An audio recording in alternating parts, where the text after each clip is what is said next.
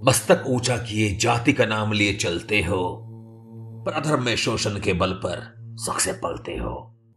अधम जातियों से थर थर कांपते तुम्हारे प्राण, छल से मांग लिया करते हो अंगूठे का दान।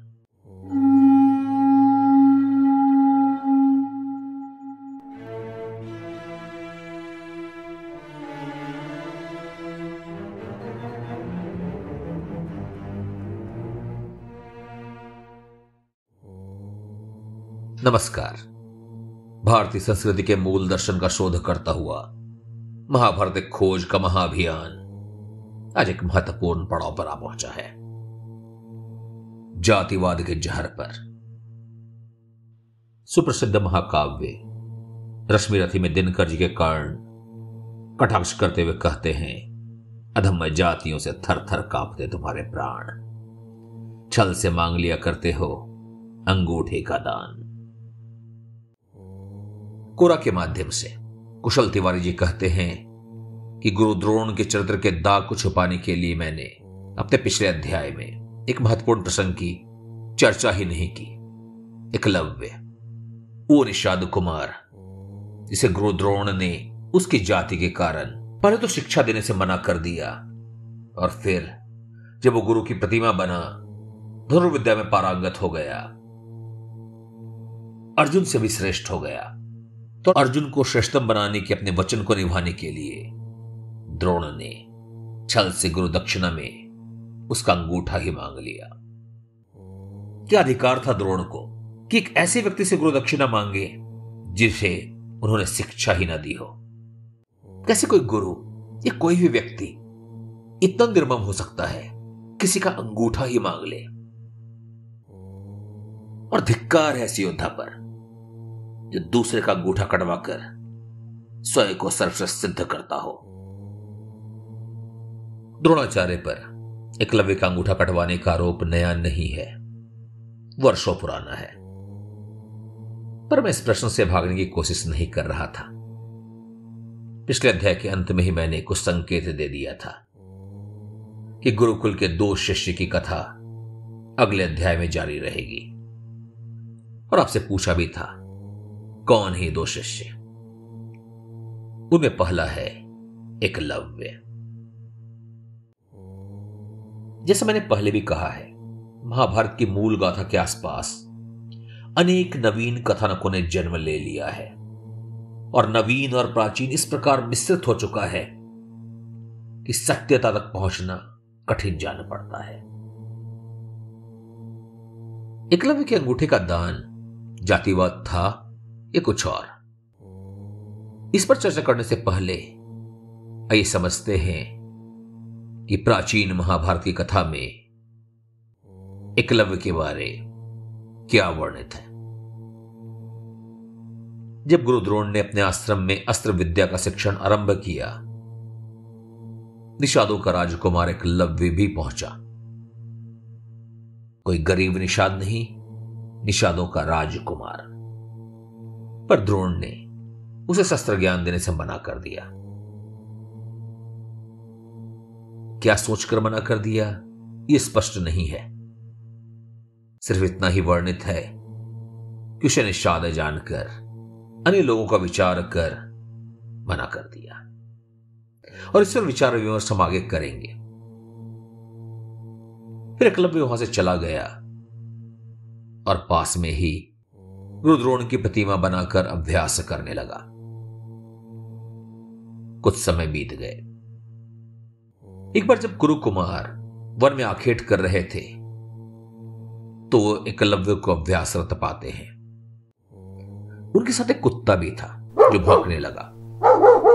फिर एकलव्य ने शब्द वेदी तकनीक द्वारा 7 तीरों का इस प्रकार संधान किया कि कुत्ते के मुंह में जा फंसा और उसका भूखना अन्यास ही रुक गया। यह अद्भुत कृत्य गुरु कुमारों को स्तब्ध करने वाला था। उन्होंने उसका परिचय पूछा, तुम कौन हो और किसके पुत्र हो? ध्यान दे, परिचय में पिता यानी कि परिवार का पहचान सम्मिलित करने की परंपरा थी। जैसे पांडुपुत्र, देवकीनंदन, पार्थ, शांतनु पुत्र। यहां किसी ने जाति का परिचय नहीं मांगा। इस पर एकलव्य कहता है कि मुझे निषाद राज हिरण्यधनु का पुत्र और गुरु द्रोण का शिष्य जानो, और मैं यहां धनुर्विद्या का अभ्यास कर रहा हूं। सभी राजकुमार वापिस द्रोण के पास जा इस अद्भुत घटना का वर्णन करते हैं। पर धनुर्विद्या के लिए सदा प्यासा रहने वाला अर्जुन बेचैन था और लगातार एकलव्य के कर्तव्य के बारे ही सोच रहा था। वो गुरु से बड़ी विनम्रता से कहा, हे गुरुदेव, आपने स्नेहवश मुझे कहा था कि आपके शिष्यों में मेरी बराबरी करने वाला दूसरा कोई नहीं होगा। फिर कैसे निषादराज का पुत्र, आपका शिष्य, अन्य सभी से बेहतर है? द्रोण कुछ पल विचार करते हैं, फिर एक निर्णय पर पहुंचते हैं और एकलव्य के पास जाते हैं। एकलव्य उन्हें देखकर हर्षित हो जाता है और उनका स्वागत सत्कार करता है। आखिर उसे गुरु स्वयं पधारे थे। वो द्रोण को अपना परिचय द्रोण शिष्य के रूप में देता है और तब द्रोण कहते हैं, यदि तुम मेरे शिष्य हो तो मुझे गुरु दक्षिणा प्रदान करो। एकलव्य पूछता है, तो क्या गुरु दक्षिणा दे सकता है? इस पर द्रोण उसके दाहिने हाथ का अंगूठा मांगते हैं और इस अंगूठे का विशेष उपयोग होता है धनुष के संधान में। वो द्रोण की भक्ति में उनके आदेश का पालन करते हुए अपना अंगूठा काटकर उन्हें दे देता है। इससे अर्जुन प्रसन्न हो जाता है और उसका ईर्ष्या समाप्त हो जाता है। गुरु को उसे सर्वश्रेष्ठ बनाने का वचन फलित होता है। अर्जुन ईर्ष्या में जल रहा था और ये कदाचित अर्जुन के जीवन के सबसे दुर्बलता भरे क्षण थे।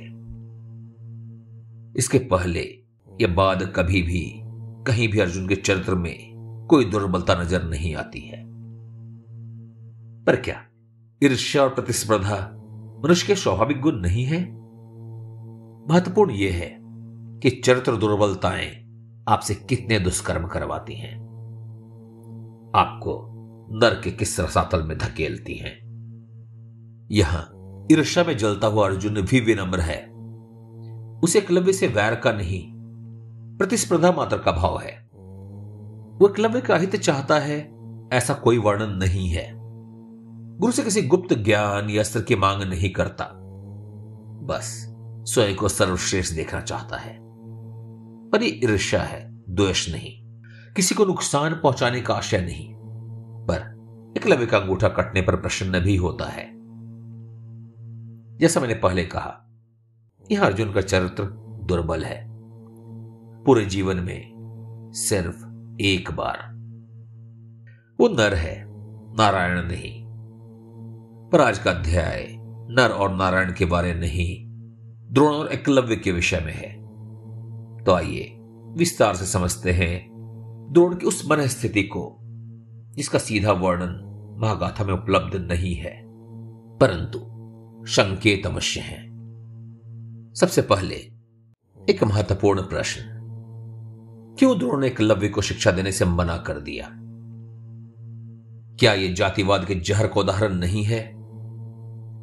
आज के समाज में तो एकलव्य जाति के कुरीति का प्रतीक ही माना जाता है, जहां एक योग्य व्यक्ति को सिर्फ उसकी जाति के आधार पर शिक्षा से वंचित कर दिया गया, उसे शोषित किया गया, उसके अंगूठे कटवा लिए गए। पर महाभारत काल में जाति का कोई वर्णन नहीं आता है। आपको कुछ उदाहरण देता हूं। मर्यादा पुरुषोत्तम श्री राम के परम मित्र थे निषाद राज गुहा। अब सोचें, जाति प्रधान समाज में यह कब और कैसे संभव हुआ होगा? महाभारत काल में हस्तिनापुर के महामंत्री थे शूद्र विदुर।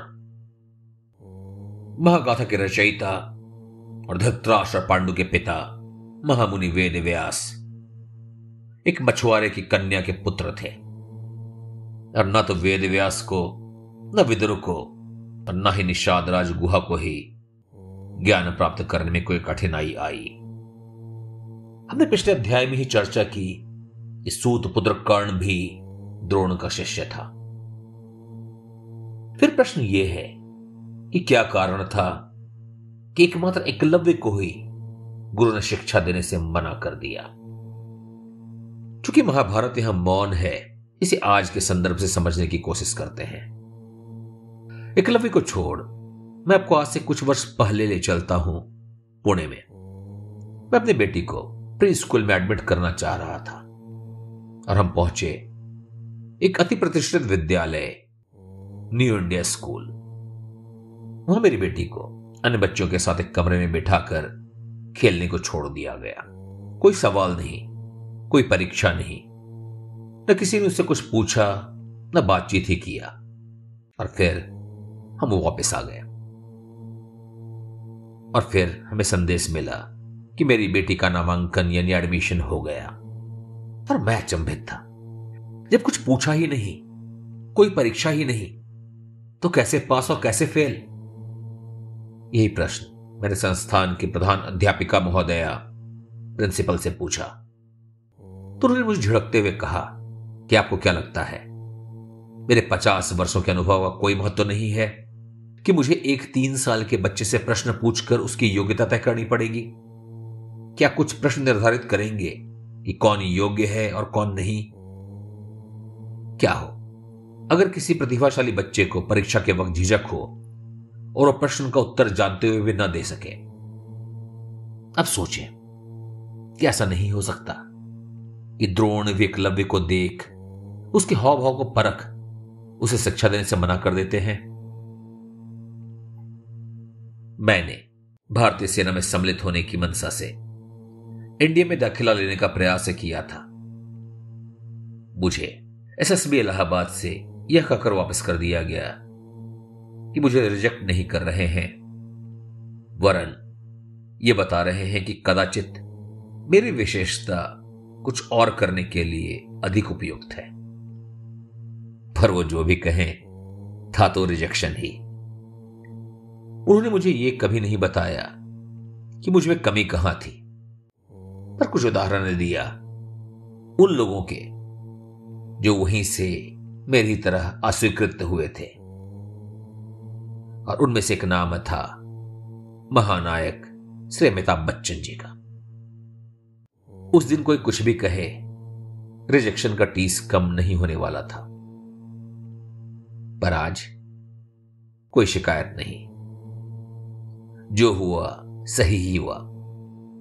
याद है ना, कर्मण्येवाधिकारस्ते मा फलेषु कदाचन। अब सोचिए, क्या ऐसा नहीं हो सकता कि एकलव्य का भी द्रोण के एसएसबी में इसी कारण रिजेक्शन हुआ हो कि उसकी योग्यता कुछ और करने की थी? वैसे अगर आप इन तर्कों से सहमत न भी हों और यही मानना चाहें कि द्रोण ने अकारण ही या पक्षपात के कारण ही एकलव्य को शिक्षा देने से मना कर दिया, तो भी आपको मानना ही होगा कि निर्णय द्रोण के अधिकार क्षेत्र में था, क्यों किसे अपनी शिक्षा देंगे और किसे नहीं। इसे आज के संदर्भ में आप इंटेलेक्चुअल प्रॉपर्टी राइट या पेटेंट कह सकते हैं, और इसके लिए द्रोण को दोष भी नहीं दिया जा सकता है।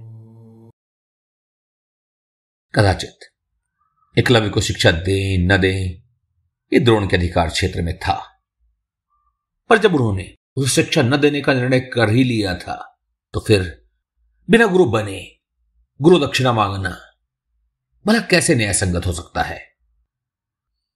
क्या ये चोरी नहीं है? क्या ये स्वार्थ नहीं है?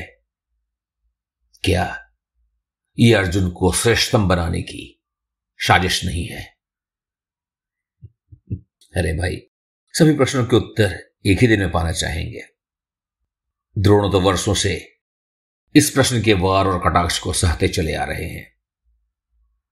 कुछ पल आप भी तो विचार कीजिए ना। यदि आज के संदर्भ से आप सहमत हैं तो सोचें, क्या इसके आगे के द्रोण के कृत्य के लिए भी कोई न्यायोचित उत्तर संभव है?